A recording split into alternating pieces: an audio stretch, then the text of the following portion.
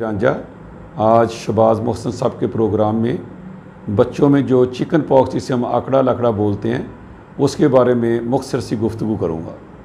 عمومی طور پہ ہمارے ہاں چکن پاکس کے بارے میں لوگوں کے مختلف خیالات ہیں اور مختلف قسم کی جو ہیں توجیحات ہیں کہ چکن پاکس جو ہے وہ اس طرح ہوتی ہے فلاں عمر میں ہوتی ہے فلاں عمر میں نہیں ہوتی، ایک دفعہ سے صرف ایک دفعہ ہوتی ہے، ایک دفعہ سے زیادہ نہیں ہو سکتی، بچوں میں زیادہ ہے بڑوں میں نہیں ہوتی، اور چکن پاکس کے دوران بچے کو جو ہے وہ نہلانا نہیں چاہیے، اس کو گرم کھانے کھلانے چاہیے وغیرہ وغیرہ۔ اس طرح کی جو چیزیں ہوتی ہیں یہ تمام جو ہیں وہ بیماری کی شدت کو بڑھاتی ہیں، اور بعض اوقات بچے کو چکن پاکس کے علاوہ اس کے ساتھ جو ایسوسیٹڈ انفیکشن ہوتا ہے، یعنی سکن کے ساتھ جو دوسرے انفیکشن جس میں ہم اسٹیفلوکوکل انفیکشن کہتے ہیں، تو بچے جو ہیں وہ بعض اوقات سیپسس میں بھی چلے جاتے ہیں۔ اس لیے ابتدائی ہی ایام میں جب آپ کے بچے کو چکن پاکس ہوتی ہے تو اپنے قریبی ڈاکٹر کے پاس یا بچوں کے اسپیشلسٹ کے پاس یا قریبی جو ڈسپینسری سرکاری ہے وہاں جا کے اس کے بارے میں رائے معلوم کریں، اور اس بچے کو دوسرے بچوں کے ساتھ مکس نہ ہونے دیں، یعنی ملنے نہ دیں کم از کم 2 ہفتے۔ اب جو میں نے سوالات سٹارٹ میں کی جو لوگوں کے ذہن میں آتے ہیں، عمومی طور پہ یہ بیماری کا جو کورس ہے یہ 4 دن سے 7 دن کے اندر کا ہوتا ہے، اور 2 ہفتے کے اندر یہ بیماری ایک بچے سے دوسرے بچے میں یا ایک بڑے آدمی سے دوسرے بڑے میں جو ہے وہ ٹرانسفر ہو جاتی ہے، یعنی پھیل جاتی ہے۔ اس لیے ہم اس کو متعدی بیماری اور یعنی ایک سے دوسرے فرد میں جانے والی بیماری کو بھی کہتے ہیں۔ ویسے تو یہ جو وائرس ہے اس کی جو ہسٹری اگر دیکھیں تو یہ بہت پرانا ہے، لیکن عمومی طور پہ جیسے کہ میں علی ہاسپٹل کے اندر ڈسکا کے سٹی کے اندر پہلے سروس گورنمنٹ کی بھی کرتا رہا ہوں، اب پرائیویٹ بھی کر رہا ہوں، تو گزشتہ 28 سال سے میں ڈسکا سٹی کے اندر یہ کام کر رہا ہوں، اور بے شمار قسم کے جو چکن پاکس کے کیسز جب ہم سرکاری سطح پہ کام کرتے تھے وہاں بھی ہمیں وہ بچے ملتے ہیں، اور اسی طرح سے یہ وہ بچے جو ہیں وہ ہمیں پرائیویٹ ہاسپٹل میں ملتے ہیں۔ میری طرح سے جو میرے دوسرے ساتھی جو بچوں کی پریکٹس کرتے ہیں جن کو ہم چائلڈ اسپیشلسٹ کہتے ہیں یا چلڈرن فزیشنز کہتے ہیں، یا دیگر جو ہمارے جنرل پریکٹس کرتے ہیں، وہ ان سے بھی اگر رابطے میں رہیں تو ان کو بھی چکن پاکس کی تمام علامات کا اور اس کے علاج کا اور ان کی حفاظتی تدابیر کا معلوم ہے۔ اب ایک چیز اور جو سامنے آتی ہے، ہمارے ہاں لوگ سمجھتے ہیں کہ چکن پاکس اگر ایک فرد کو ہو گئی گھر کے اندر، خواہ وہ بچہ ہو یا بڑا ہو، تو دوسرا جو ہے فرد ہے اس کو علیحدہ کرنے کی ضرورت نہیں ہے، اس کو ہونی ہے۔ اگر آپ وہ SOPs جو ہے ان کا خیال کریں گے جن کا ہم اس پروگرام میں ذکر کریں گے، تو یقیناً جو ہے وہ بچہ اس بیماری سے یا بڑا آدمی جو اس بیماری سے بچ سکتا ہے۔ اب اس کے ساتھ ایج کی جو ہے وہ کوئی خاص جو ہے ایک مقرر نہیں ہے کہ چھوٹے بچوں میں زیادہ ہوتی ہے کہ بڑوں میں زیادہ ہوتی ہے، چھوٹے بچوں میں بھی ہو سکتی ہے، عورتوں میں بھی ہو سکتی ہے، بڑے مردوں میں بھی ہو سکتی ہے۔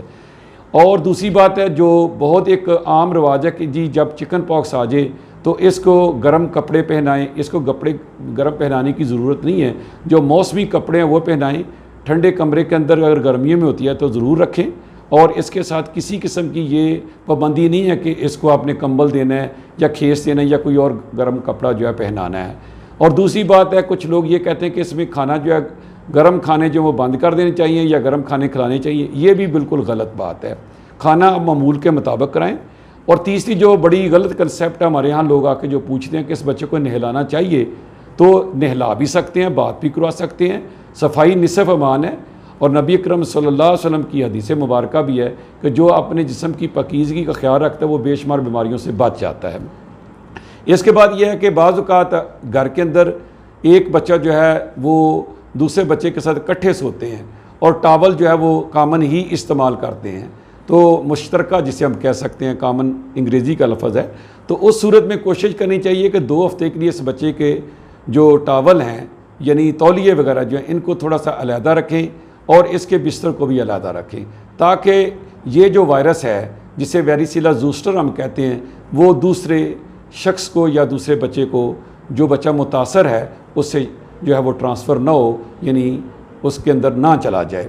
اس کے علاوہ جو بڑی اور امپورٹنٹ بات ہے جو میں یہاں کرنا چاہتا ہوں وہ عمومی طور پہ یہ ہے کہ لوگ کہتے ہیں کہ اس کے ساتھ جو ہے وہ ادویات جو ہے وہ نہیں دینی چاہیے۔ اب بنیادی طور پہ جو کچھ مختلف قسم کی ریسرچز آئی ہیں، جو آپ نے علاج کرنا ہے اس بچے کا وہ علامتی طور پہ ہونا ہے۔ مثال کے طور پہ اگر بچے کو بخار ہوتا ہے تو جو سب سے بہترین دوائی ہے بخار کے لیے وہ ہے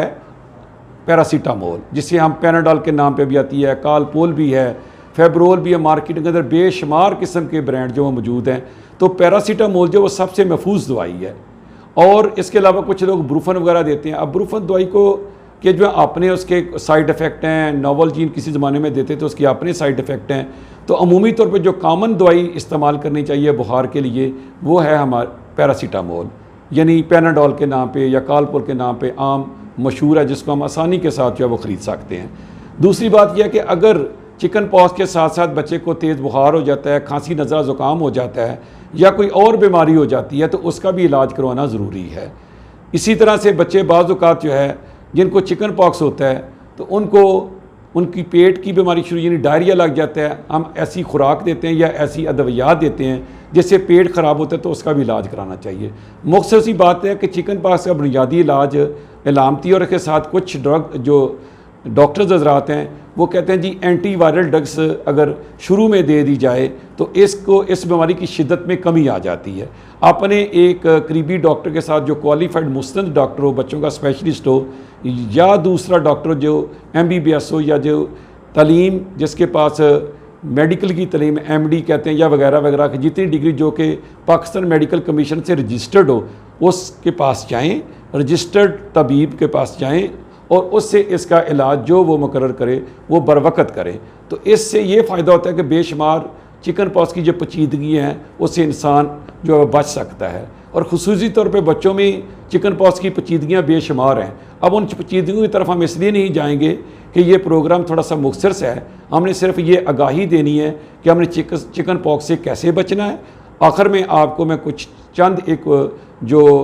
पॉइंट हैं वो समरी की सूरत में बताते हैं। नंबर 1, जब आपके एक बच्चे को चिकन पॉक्स निकल आए या अकड़ा लकड़े निकल आए तो आपने उस बच्चे को दूसरे बच्चों से 2 हफ्ते के लिए अलहदा कर देना है।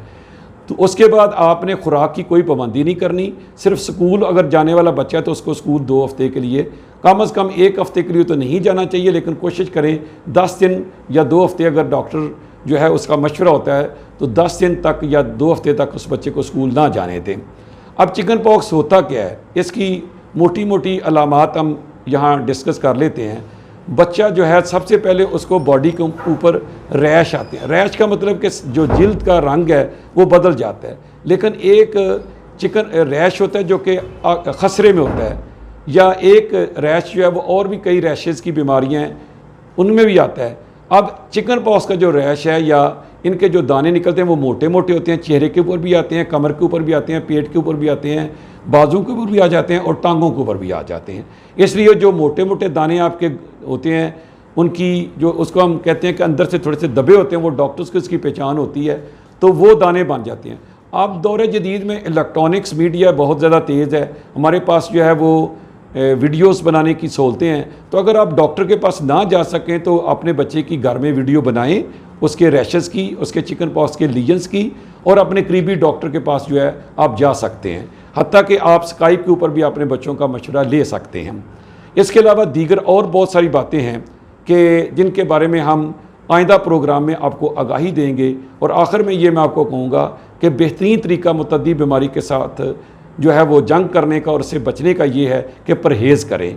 और इन अल्फाज के साथ मैं शहबाज मोहसिन साहब उनकी टीम का शुक्रिया अदा करता हूँ। खुदा हाफ़िज़।